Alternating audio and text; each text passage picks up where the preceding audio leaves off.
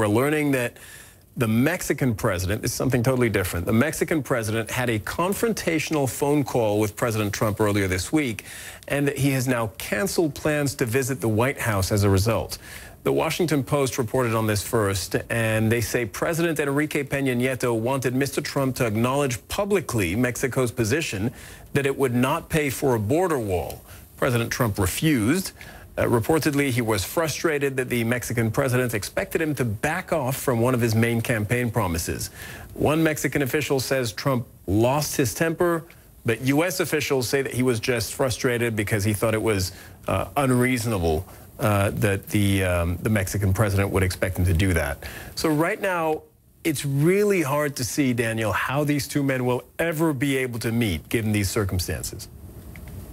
Yeah, and I would remind you that the Mexican president was going to meet with Trump last year, early on in his administration, in a visit that was going to be coordinated by Jared Kushner, and he had to, scrub that visit as well.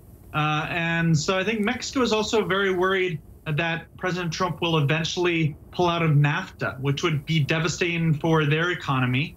And a visit to Washington would want to prevent that.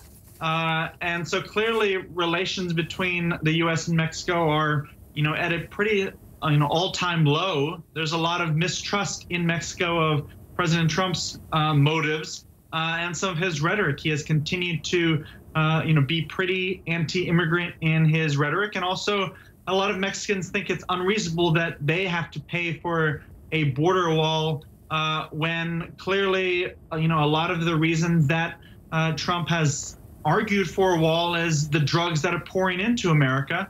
But that's clearly a result of demand from Americans. It's not just Mexico sending drugs there without anyone buying them.